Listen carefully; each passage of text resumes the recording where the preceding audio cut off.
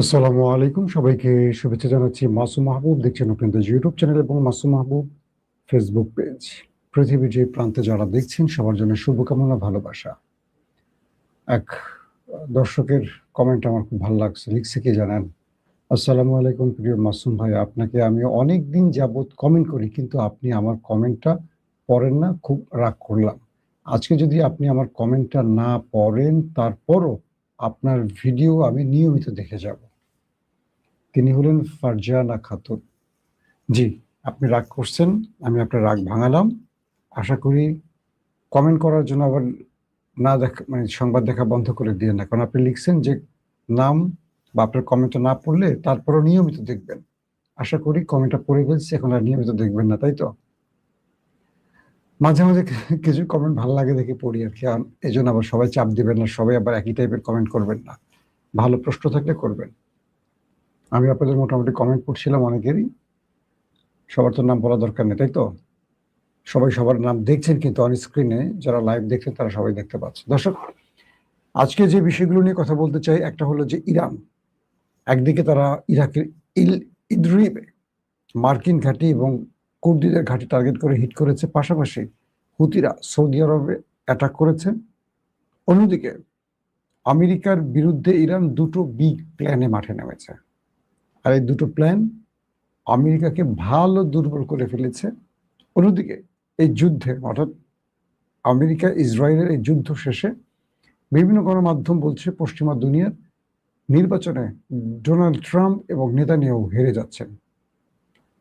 পাশাপাশি মক্কা চুক্তি নিয়েও আলোচনা থামছে না, বাড়ছে। সৌদি আরব তার নতুন জোটে 15টি রাষ্ট্রকে সম্পৃক্ত করছে কার বিরুদ্ধে? আর থাকছে বাংলাদেশ প্রসঙ্গ।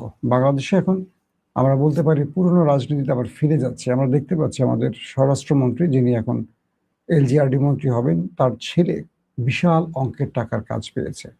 এ রাষ্ট্রে এটা বন্ধ হবে কবে? আরো কিছু বিষয় নিয়ে আলোচনা করব।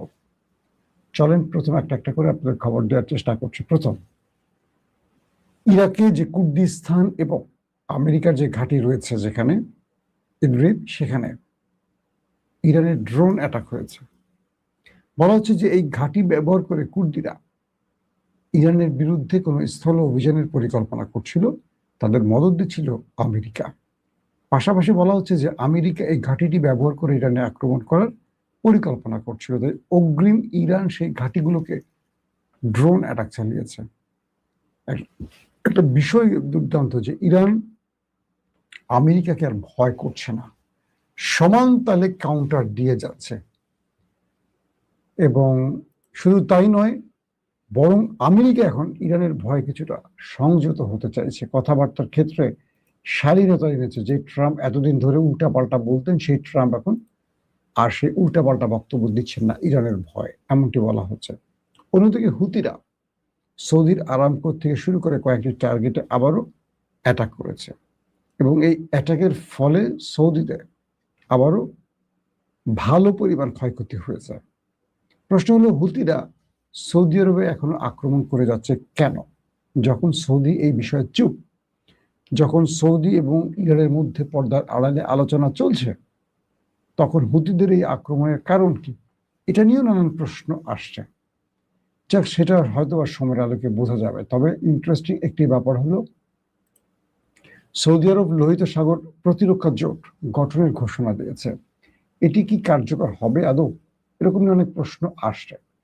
তো বলা হচ্ছে যে বাব-আল মানদেব প্রণালী লোহিত সাগর এবং অ্যাডেন উপসাগরে নৌ চলাচলের স্বাধীনতা রক্ষার জন্য সৌদি আরব ও আরো 13টি দেশ একটি সামরিক জোট গঠনের বিষয়টি নিশ্চিত করেছে এবং এতে আরো যোগ দেবে বেশ কিছু দেশ, এমনটি আশা করা হচ্ছে।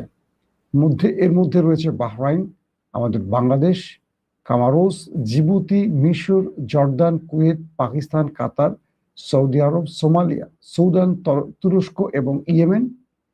আরো কিছু দেশ আসতে যাচ্ছে। এখন ইয়েমেন শুনে একটু থমকে যাবেন। ইয়েমেনে কিন্তু দুইটা সরকার, একটা হুতি সরকার, একটা সৌদি সমর্থিত সরকার।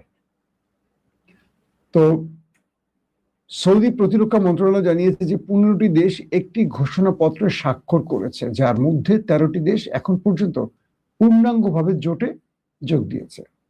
30শে জুলাই মন্ত্রণালয় যৌথ সামুদ্রিক প্রতিরক্ষা সহযোগিতা জোরদার করার একটি কাঠামো হিসেবে বহুজাতিক সামুদ্রিক প্রতিরক্ষা জোট গঠনের ঘোষণা দিয়েছে। মন্ত্রণালয়টি এই জোটকে একটি উন্মুক্ত আন্তর্জাতিক জোট হিসেবে বর্ণনা করেছে, যা এর লক্ষ্য নীতির সঙ্গে একমত এমন সকল দেশের যোগদানকে স্বাগত জানায় এবং আরো জানিয়েছে যে এটি নতুন সদস্যদের আবেদন গ্রহণ অব্যাহত রাখছে। সৌদি আরবের জেদ্দায় 13 আগস্ট অনুষ্ঠিত জোটের তৃতীয় বৈঠকের পর এই বিবৃতিটি আসে। এর মাধ্যমে জোটটি প্রাতিষ্ঠানিক ও কার্যনির্বাহী সক্রিয়করণের পর্যায়ে প্রকৃতভাবে প্রবেশ করল। আচ্ছা, এখন একটা বিষয় তৈরি হতে পারে যে এই জোটটার মধ্যে কিন্তু আমরা একটা দেশকে পাইনি, তার নাম হলো ইরান। তার মানে এই জোটটা কি ইরানের বিরুদ্ধে কাজ করবে, এই প্রশ্ন আসতেই পারে। আবার পাকিস্তান এই বিষয়টি তাদের স্বরাষ্ট্রমন্ত্রী মহসিন নাকভির মাধ্যমে ইরানকে আশ্বস্ত করেছে যে জোটটি ইরানের বিরুদ্ধে নয়, আসলে চলছে। এটা নিয়ে আমি একটা আসলে কয়েকদিন ধরে প্ল্যান করছি, এটা লাইভ করবো, পুরো আলোচনাটা তুলে ধরার জন্য। আমার সাথে ওয়ালিদ ভাইয়ের সাথে টাইমিংটা হচ্ছে না, দুজনের টাইমটা একটু স্যারাবেরা হয়ে গেছে। দর্শক, তারপরে যে গুরুত্বপূর্ণ খবর সেটি হলো আইআরজিসি যিনি নতুন কমান্ডার হয়েছেন, প্রধান রিয়ার অ্যাডমিরাল আলী ওসমানী বলেছেন যে হরমুজ প্রণালী বন্ধ রয়েছে এবং মার্কিন কর্মকর্তাদের ঘোষণা ও বিবৃতির পরিবর্তে সরেজমিনে প্রকৃত বাস্তবতা পর্যবেক্ষণ করা উচিত। আইআরজিসির নৌবাহিনীর কমান্ডার পুনর্ব্যক্ত করেছেন যে কৌশলগত ও এই জলপথটি বন্ধ রয়েছে এবং সকল সামুদ্রিক চলাচলের উপর তিনি পূর্ণ চূড়ান্ত প্রতিষ্ঠা করেছেন। এই ব্যক্তি যার কথা বলছি, অ্যাডমিরাল আলী ওসমাই, তিনি হলেন তাদের নৌ কমান্ডার প্রধান আইআরজিসি এবং তিনি হরমুজটাকে কন্ট্রোল করছেন এবং আমেরিকা ইসরায়েল তাকেই টার্গেট করছে বারবার, কিন্তু তাকে কিচ্ছু করতে পারছে না। তিনি আরো বলেন যে প্রণালীতে কোনো গতিবিধি আইআরজিসি নৌবাহিনীর সতর্ক নজর এড়াতে পারছে না, পুরোটাই তারা কন্ট্রোলে রাখছে এবং নজরদারির মধ্যে রেখেছে। তিনি জোর দিয়ে বলেন যে প্রকৃত পরিস্থিতি মার্কিন কর্মকর্তাদের দেয়া বিবৃতির ভিত্তিতে নয়, বরং মাঠ পর্যায়ে বাস্তব কার্যক্রমের ভিত্তিতে হচ্ছে।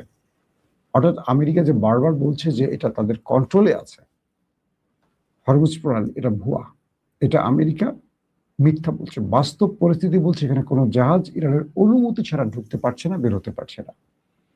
এখন বিশ্ব পরিস্থিতি যাচ্ছে আসলে কোন দিকে? আসেন ইরানের এই খবরটি দিয়ে আমরা আন্তর্জাতিক খবর শেষ করে বাংলাদেশের প্রসঙ্গে আসব।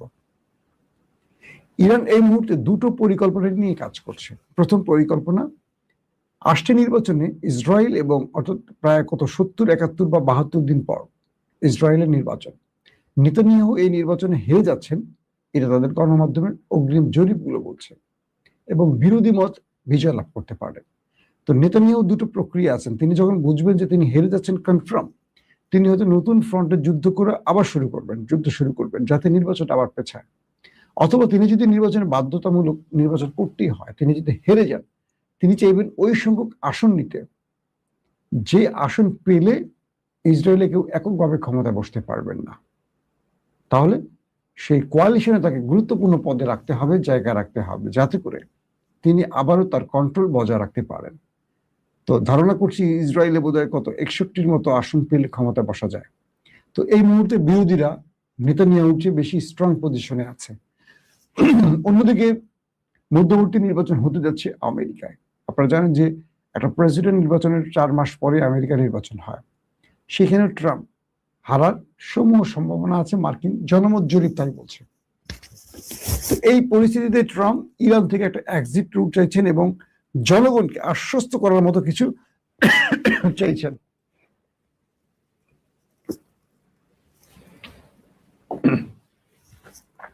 পাচ্ছে না, কিন্তু এখানে মূল খেলাটা খেলছে এখন ইরান। ইরান যে খেলাটা খেলছে সেটা কি? ইরান এই যুদ্ধটাকে খিঁচে চাচ্ছে আমেরিকা এবং ইসরায়েলের নির্বাচন পার করতে। অর্থাৎ ট্রাম্প এই যুদ্ধে যেন একজন পরাজিত প্রেসিডেন্ট হিসেবে দাঁড়িয়ে থাকেন। যারা মার্কিন যুক্তরাষ্ট্রের কাছে সবচেয়ে ক্ষুদ্র এবং ক্ষয়িষ্ণু একটি দেশ ইরান, তার কাছে আমেরিকার পরাজয় লিপিবদ্ধ হয় ইতিহাসে। তো ইরান চাইছে এভাবেই তারা উত্তেজনা বজায় রেখে আমেরিকা এবং ইসরায়েলের নির্বাচন পার করবে, যাতে করে আসছে নির্বাচনে দুই ব্যক্তি যারা ইরানের যুদ্ধ চাপিয়েছে তারা পরাজিত হয়, হেরে যায়। এটা হলো ইরানের একটা কৌশল। দ্বিতীয় যে কৌশল সেটা হলো ইরানের বেশ কয়েকজন সামরিক অফিসারের পরিবর্তন হয়েছে, জানেন আপনারা।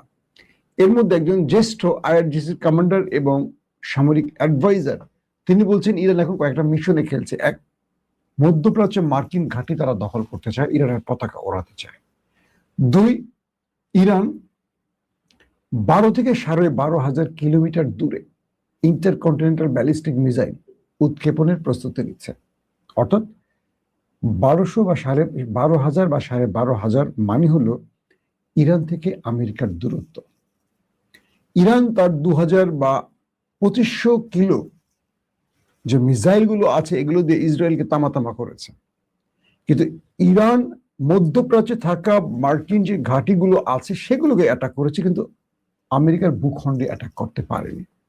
তো ইরানের বিজ্ঞানীরা এই মুহূর্তে যে কাজটি করছে, তারা মানে ইরানের সেই অ্যাডভাইজার বলছেন যে আমরা আর প্রতিঘাত বা আঘাত আসলে মোকাবেলার জন্য প্রস্তুত শুধু নই, আমরা এখন পাল্টা আঘাত করব ওর দেশের মধ্যে, শত্রুর দেশের মধ্যে। তো শত্রুকে জানেন আপনারা, তো শত্রুর দেশে আক্রমণ করতে হলে ইরানকে কি করতে হবে?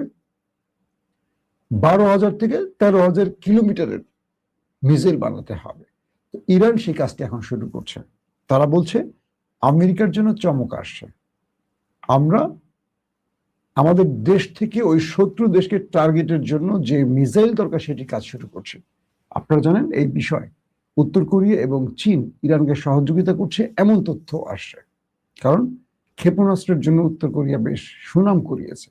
তো তাদের স্পেশালিস্টরা ইরানকে এই ব্যাপারে সহযোগিতা করছে এবং রয়েছে চীন। তো যেহেতু এই যুদ্ধটা শুরু হয়েছিল আমেরিকার কয়েকটি শর্তের আলোকে, এক, ইরানের নিউক্লিয়ার যেটা 60% সমৃদ্ধকরণ করা হয়েছে সেটাকে কমিয়ে আনতে হবে জিরোতে। দ্বিতীয়, ইরানের লং ডিস্টেন্স মিসাইলগুলোকে ধ্বংস করতে হবে এবং এটা ইরান আর করতে পারবে না, এই কয়েকটা দাবির মধ্যে। তো ইরান এখন শুধু 2,000, 2,500, 3,000 কিলো নয়, ইরান এখন 12, 14, 15,000, ইরানের টার্গেট হলো 15,000 কিলো, যাতে ইরান থেকে পুরো আমেরিকা তার মিসাইল নিশানা চলে আসে। তো এই বিষয়টিতে এখন ইরান জোরে সোরে কাজ শুরু করছে। এটা ইরানের রাষ্ট্রীয় টেলিভিশনে এসে সেই মিস্টার নাকভি এই বক্তব্যটি দিয়েছেন, যিনি ইরানের একজন গুরুত্বপূর্ণ অ্যাডভাইজার। পাশাপাশি তিনি বলছেন যে আমাদের বিজ্ঞানীরা এখন 24 ঘন্টা কাজ করছে এবং তাদের ভান্ডারে ক্রুজ বা ব্যালিস্টিক যে মিসাইল আছে বা ড্রোন আছে, যে তাদের বিভিন্ন নামে সিজিল, শাহেদ, গদর, তারপরে খাইবার শেখান বা শাহেদ ড্রোন যেগুলো আছে এগুলো পুরো দমে চলছে। এবং ইরান থেকে আমেরিকাতে যে মিসাইল মারা যাবে সেই প্রায় 15,000 কিলোর ডিস্টেন্সের মিসাইল এখন ইরান তৈরিতে মনোনিবেশ করছে। এটা আমেরিকার জন্য খুবই ভয়ঙ্কর ব্যাপার। দর্শক, আসেন বাংলাদেশের কিছু খবর দিয়ে। সাম্প্রতিক সময় সোশ্যাল মিডিয়াতে বা কিছু গণমাধ্যমে জোরে সোরে একটি খবর এসছে যে আমাদের স্বরাষ্ট্রমন্ত্রী সালাউদ্দিন সাহেবের ছেলে, তিনি অনভিজ্ঞ হওয়ার পরও রাষ্ট্রের অনেক বড় কিছু কাজ করতে যাচ্ছেন, সাইদ ইব্রাহিম আহমেদ। তো বলা হচ্ছে যে এই ব্যক্তি, তিনি তার প্রতিষ্ঠান, সেই প্রতিষ্ঠানের মাধ্যমে বড় মাপের সরকারি টেন্ডারের কাজ পেয়েছেন। প্রশ্ন হলো এটি কেন? এটা কি আমরা বলতে পারি কনফ্লিক্ট অফ ইন্টারেস্ট নাকি না? তারেক রহমান সরকারের যে উদ্দেশ্যগুলো, এটা কি তার পরিপন্থী না এটা তার পক্ষের? এগুলো নিয়েও যথেষ্ট সমালোচনা চলছে এই মুহূর্তে। একদিকে তিনি ক্রিকেট বোর্ডের বিসিবির অ্যাডহক কমিটির দায়িত্ব পেয়েছেন। এই রাষ্ট্রের কোনো বড় বিপদে, আন্দোলনে, সংগ্রামে, মিছিল, মিটিংয়ে তাকে দেখা যায়নি। কিন্তু বাবাকে গুম করেছে, বাবা ভারতে ছিল, শিলংয়ে, সব আমরা জানি। কিন্তু আমরা অনেকেই দেখেছি রাজপথে লড়াই করতে। আমাদের নেতাদের সন্তানরা ঘরে বসে সবসময় সুবিধাটা নেয়। তার প্রতিষ্ঠানের নাম হলো স্টালিন ক্যাপিটাল। বলা হচ্ছে তার এই প্রতিষ্ঠানের কোনো অভিজ্ঞতা নেই, তারপরও সে কয়েক হাজার কোটি টাকার কাজ পেতে যাচ্ছে। এই সংবাদটি যদি সত্য হয়, অবশ্যই সরকারকে এই ব্যাপারে জনগণকে একটা ব্যাখ্যা দিতে হবে। কারণ সরকার ক্ষমতায় বসছে উদ্দেশ্য এই নয় যা ইচ্ছা তাই করতে পারে। কারণ এই দেশে বহু মানুষের ত্যাগের বিনিময়ে আবার একটা নতুন স্বাধীন বাংলাদেশ আমরা পেয়েছি, যেটা ২৬ আমরা এখন পার করছি ২৪-এ লড়াইয়ের মধ্য দিয়ে। একজন নেতা তার ছেলে কাজ পাবে, তার ছেলে গুরুত্বপূর্ণ পদে বসবে, তার ছেলে এমপি হবে, আর মাঠে মারা যাবে গরিবের সন্তানরা। এই রেওয়াজ ভাঙতে হবে। সবচেয়ে আফসোসের ব্যাপার হলো দেশের জনগণই এই রেওয়াজটাকে ভাঙতে পারে না। আমার ছেলে, আপনার ছেলে, আমার ভাই, আপনার ভাই গুলি খাবে, রাজপথে জীবন দেবে, গুম হবে, ক্রস ফায়ারে মরবে। নেতার ছেলে লন্ডনে থাকবে, আমেরিকা থাকবে, অস্ট্রেলিয়া থাকবে, সুইজারল্যান্ডে থাকবে, কানাডা থাকবে। সেখান থেকে এসে ক্ষমতায় বসে পড়বে, গুরুত্বপূর্ণ পদে বসবে, আগামীতে মন্ত্রী হবে, এমপি হবে, সাদা পাজামা পাঞ্জাবি পরে ঘুরবে। আমি আপনি রোদে বৃষ্টিতে কষ্ট করব, জীবন দেব। এটা বন্ধ হওয়া খুব জরুরি। যে বাংলাদেশটাকে আওয়ামী লীগ হরিলুটের মাধ্যমে ধ্বংস করেছে, সেই দেশটা আর যেন ধ্বংস না হয়। চারদিকে মানুষের মধ্যে অসন্তোষ বাড়ছে, বিদ্যুৎ, গ্যাস সংকট, অতীতের সকল রেকর্ড ভাঙতে যাচ্ছে বিদ্যুৎ সংকটে। সরকার দোষ দিচ্ছে আওয়ামী লীগকে, আওয়ামী লীগ ক্ষমতায় 15 বছর এসে দোষ দিয়েছে বিএনপিকে। দোষারোপের রাজনীতি বন্ধ করে, লুটপাট বন্ধ করে বাংলাদেশের মানুষের সেবা দানে সরকার সচেষ্ট থাকবে, এটা আমাদের টার্গেট, আমাদের দাবি। প্রশ্ন হলো, যারা নেপথ্যে বসে সামিটের মতো প্রতিষ্ঠানকে কাজ দেবেন, ভারতীয় প্রতিষ্ঠানগুলোকে কাজ দেবেন, যারা নিজেদের অনভিজ্ঞ প্রতিষ্ঠান বা নিজের সন্তান, নিজের ভাই, নিজের নামে, নিজের শ্বশুরবাড়ির নামে প্রতিষ্ঠানকে কাজ দিয়ে রাষ্ট্রের টাকা লুটবেন, তারা কি এই সংকট দূর করতে পারবেন? কখনো পারবেন না। রাষ্ট্রের উচিত এই বিষয়গুলোকে বন্ধ করা। হাসিনা চলে যাওয়ার পর আমরা ভেবেছিলাম বিএনপি সেই পথে হাঁটবে না, কিন্তু বিএনপিকে দেখছি সেই পথেই হাঁটছে।